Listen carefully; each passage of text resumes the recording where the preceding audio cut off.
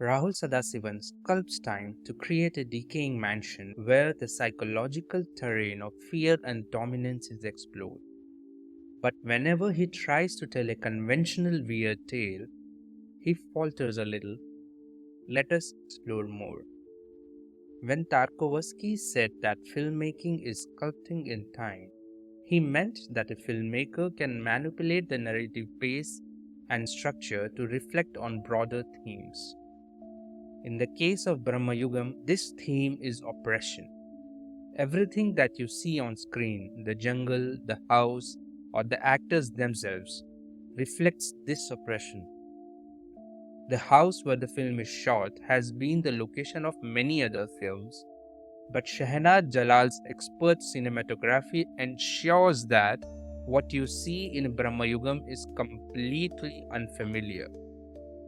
At the center of it all is Mammooty's Kodumon Potti.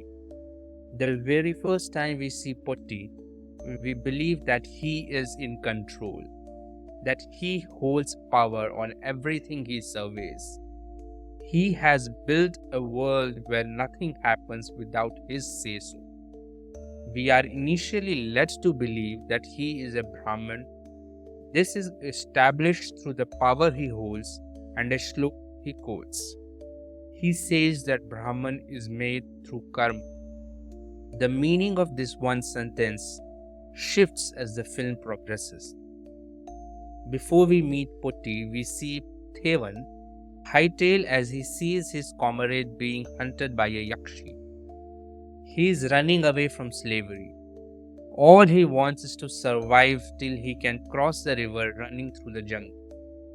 A river that decides to swell. He stumbles into Potti's domain, hoping to leave the next day.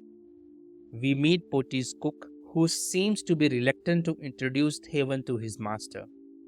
The defiance feels like something Potti allows just to make things a little more interesting. In the tradition of folk horror, we have these three characters isolated from the rest of the civilization, living in the shadow of nature.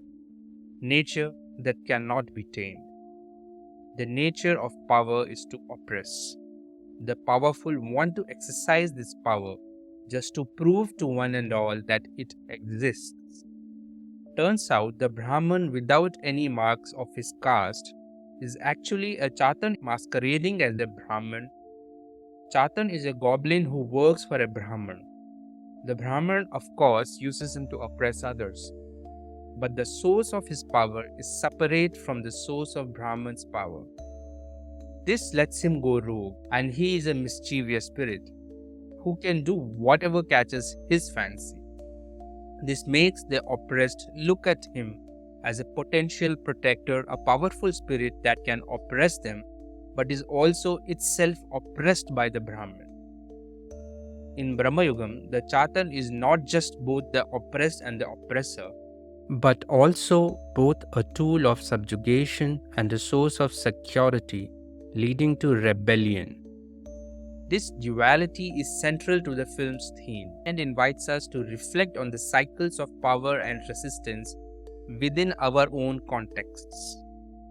Every layer that makes up the society has a privilege over the layer under it and is oppressed by layers above it.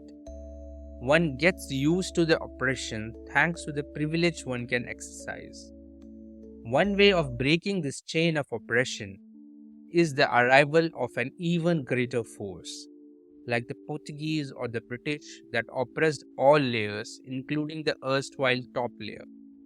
As power changes hands, a new chain of oppression is forged, unless you become a true liberal democracy, I guess. Probably that is why at the end of it all, it is difficult for the Chathan to choose between a Panan and a half-Brahmin cook. The film does not clarify what the source of Chathan's power is. Is it the Akhand Jyoti he protects? But extinguishing the flame only sets him free. Is it the ring he wears? We don't even see this on screen. Is it then the belief of the oppressed that powers the Chathan? We see that Thevan does not believe he can defeat the Brahmin oppressor. But when he realizes that the oppressor is not a Brahmin, it dawns on him that he can defeat the Chathan if he tries. He now sees a chance. Or does the power come from the societal norms? When Thevan tries to run away, he gets physically sick and crawls back to the house. Long before we see Potti standing on top of him, we know he will be. We know because that is the norm we have become used to. We want to see Bramayugam in black and white. The screen has been desaturated, but the world it models is anything but. This makes the audience uncomfortable, but it also makes the film a must-watch. Do tell us in the comments how did you interpret this folk horror, and like, share, high five, subscribe, let our channel thrive.